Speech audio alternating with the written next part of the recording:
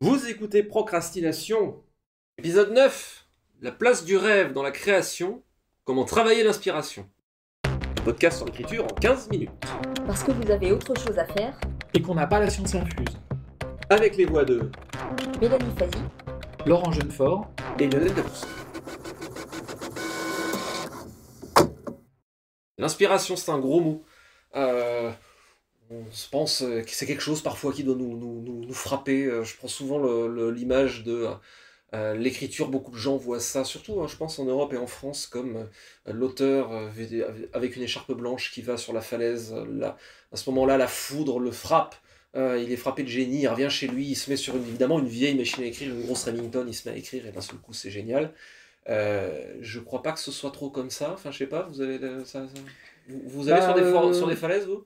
Non, mais je trouve ça intéressant de mettre d'accoler les deux mots travailler l'inspiration. Ouais. Parce qu'a priori, ça peut paraître vraiment contradictoire, parce que l'inspiration, c'est presque par définition ce qui se travaille pas. C'est le machin qui arrive de l'intérieur, et justement qui est d'autant plus fort qu'on l'a pas travaillé.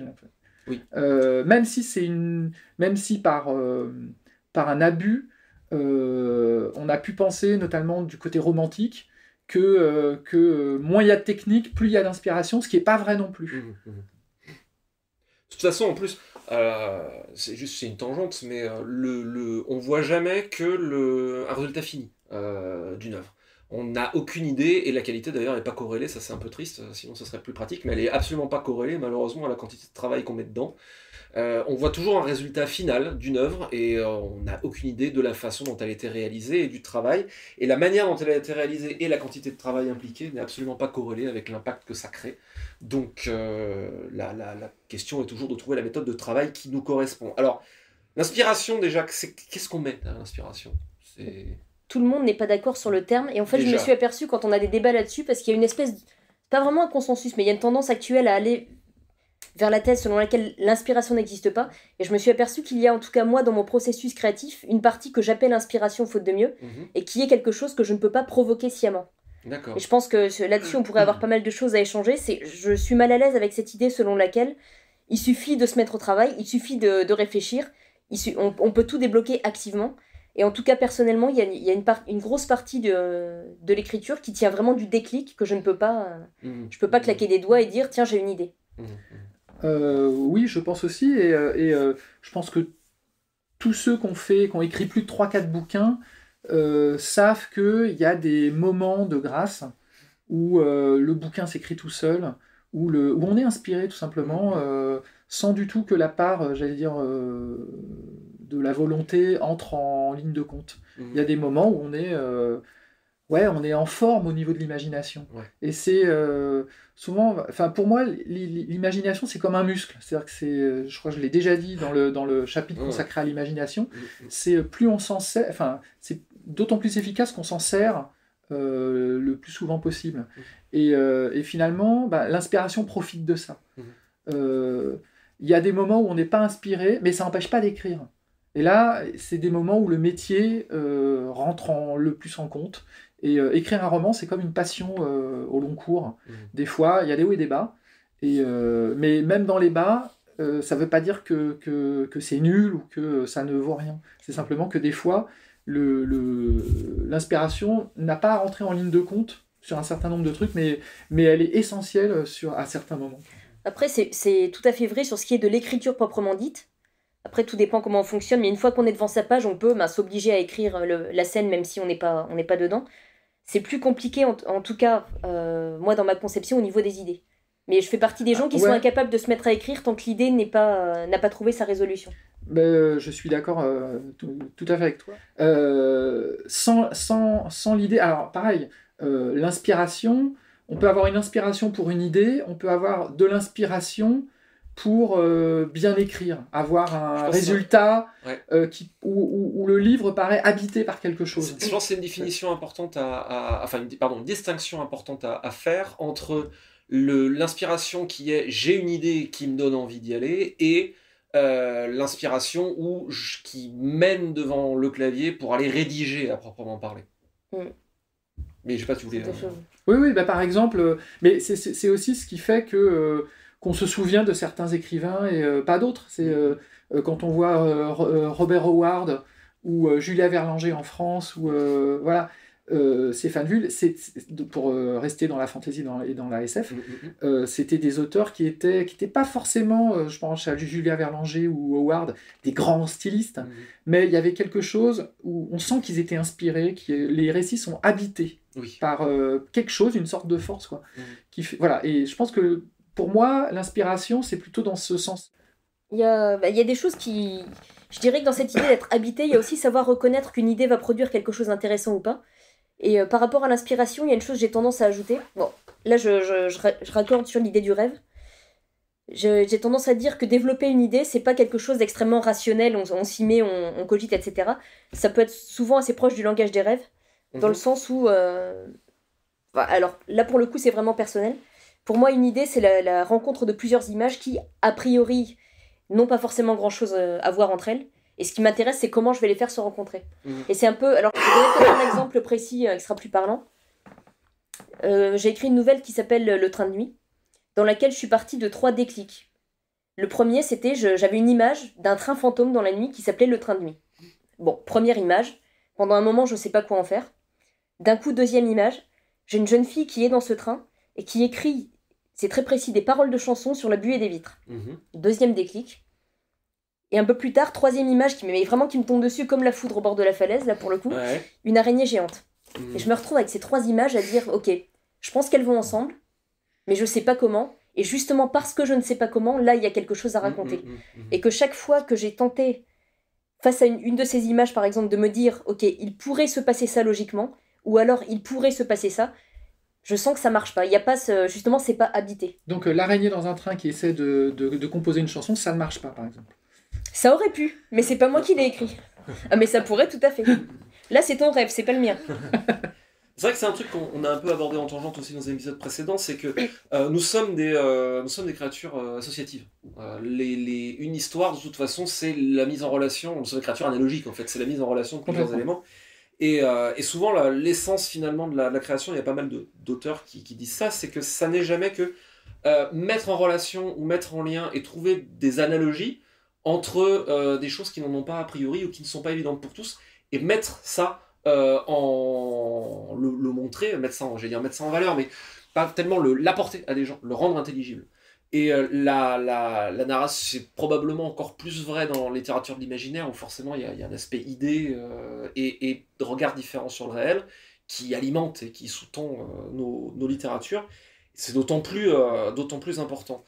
Il y a un truc qu'on a dit en passant, mais qui à mon avis est très important, c'est que faut pas attendre l'inspiration pour écrire. Ça, c'est absolument cardinal. À la fois parce que l'imagination et l'inspiration sont des muscles et que plus ça se travaille, plus ça vient facilement.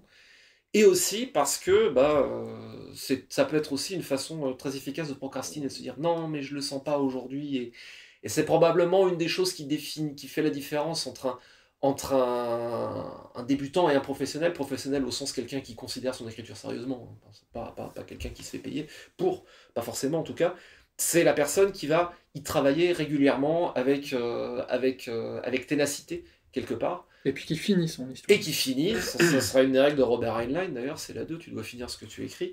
Et qui va donc ne pas attendre que ça le frappe, et qui va y aller, et quelque part, en s'y mettant, à un moment, en général, on se rend compte que je sais pas vous, mais moi fréquemment quand je m'y mets même en n'ayant pas tellement envie, fréquemment il y a un moment où quelque part mon cerveau rend les armes et ça se débloque et il finit par me donner les billes. Ce qu'il y a aussi, c'est qu'avec l'expérience, on commence à savoir avec le recul qu'il y a des moments où on y va vraiment limite comme au bureau, j'ai pas envie, j'ai pas envie, et si ça se trouve on va produire le meilleur passage du texte. Exactement. Il y a aucun lien entre alors évidemment de temps en temps on a une espèce d'élan d'inspiration génial et ça se ressent dans le texte, mais c'est pas systématique. Et c'est important de le savoir. Oui, puis il faut surmonter des fois certains passages. Par exemple, il y a cette espèce de ventre mou souvent aux 2/3 du bouquin. Parce qu'un livre, c'est un roman en particulier, c'est un travail quand même au long cours. On va rester 3-4 mois des fois sur un texte. voilà, l'inspiration, elle est pas là tout le temps. Ou elle est, c'est pas à 0 ou 1, hein, c'est, voilà, elle peut être à 30% au lieu des 60%. Des 60%. Oui. Et voilà, il y a aussi des passages à surmonter. Cela dit, j'ai quand même l'impression que le problème, justement, la question de l'inspiration ou autre, moi, me paraît en tout cas plus problématique au niveau du développement des idées que de l'écriture proprement parlée. Je sais pas si c'est le cas pour vous aussi. C'est-à-dire que attendre cette inspiration, ce moment où tout se met en place, etc. Bon, dans l'écriture, on peut se mettre à rédiger un texte sans être inspiré. Ouais. C'est plus compliqué tant au niveau du développement des idées, j'ai envie de dire. Moi, j'ai une approche. Moi, alors, je sais, Mélanie, c'est un truc avec lequel. C'est une question qu'on a déjà abordée. On en discute en off, de loin en loin depuis des années de ça. Moi, j'ai une attitude, moins maintenant, mais j'ai eu une période où je niais totalement l'existence même de l'inspiration. Parce que pour moi, tout n'est toujours n'est beaucoup que travail. J'en reviens un peu parce que j'ai fini par me rendre compte que justement le simple fait d'avoir un regard analogique, de mettre en relation cette espèce d'attention, de mettre en relation des éléments disparates dans ce qui nous entoure, était quelque chose que je faisais relativement inconsciemment, mais que j'ai fini par reconnaître comme étant une qualité, non pas au sens que c'est la qualité comme un défaut, mais une caractéristique, disons. Moi, j'ai vraiment une attitude très à me taper la tête contre un mur jusqu'à ce qu'il entende quelque chose, jusqu'à ce que quelque chose cède en premier, et en général, je fais en sorte que ce soit toujours le mur et pas ma tête, qui est que moi, je définis, je préfère le terme d'envie à l'inspiration.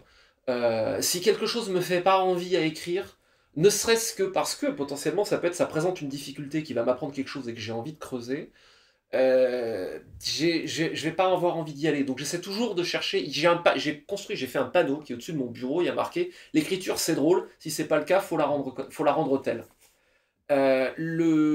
Si j'ai pas cet intérêt-là, j'y vais pas. Et donc paradoxalement, je vais me taper la tête longtemps sur un mur. Je vais écrire à la main longtemps jusqu'à malaxer le thème, jusqu'à trouver dedans quelque chose qui me fait envie. Et c'est de là dont je vais partir cette étincelle-là. Donc, pour moi, travailler l'inspiration est quelque chose de très, de très réel, parce que je vais la résoudre quelque part comme une équation consciente, en écrivant à la main, en m'écrivant une lettre à moi-même, en réfléchissant au thème, en allant me renseigner sur des tangentes du thème. Au début, une des premières façons que j'avais d'écrire de nouvelles, je fais moins ça maintenant, parce que je me connais mieux, mais au début, la première fois quand j'en recevais des appels à texte avec un thème de nouvelles, la première chose que je faisais, c'est que j'ouvrais le dictionnaire des symboles. Et je cherchais dedans quelque chose qui me stimulait l'esprit, et je partais de là. Mais ça revenait là, quoi. Le fait de trouver un truc qui me stimule l'esprit. Donc pour moi, travailler l'inspiration, paradoxalement, c'est un truc qu'on peut faire, et qu'on peut faire, à mon sens, en malaxant le thème, en réfléchissant dedans, en disant qu'est-ce que je peux trouver là-dedans qui m'amuse, et c'est cette espèce de papillon-là que j'essaie d'attraper au vol, pour ensuite creuser cette direction-là, tout en gardant la connexion avec est-ce que ça m'amuse ? Oui, non, il y a des nouvelles que j'ai écrites en me disant, en ayant une idée profondément débile, et en me disant c'est trop débile pour que je le fasse pas. Forcément. Mais c'est vrai que il y a des doudous, j'allais dire, pour faire partir la machine analogique. Alors il y a le dictionnaire des symboles, il y a la musique, se mettre dans une humeur musicale, j'allais dire. Voilà, il y a plein de... Tous les moyens sont bons, j'allais dire. Moi j'ai l'impression... Mon idée de l'inspiration, c'est à la fois cette machine analogique qui fonctionne bien à certains moments, et puis cette espèce d'élan vital.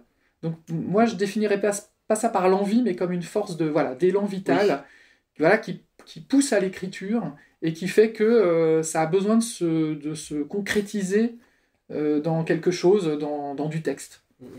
Je pense que la notion d'élan est vraiment très, très importante, parce que de toute façon, un récit, quelle que soit sa longueur, c'est un voyage, ça se consomme pas en une fois, en 3 minutes.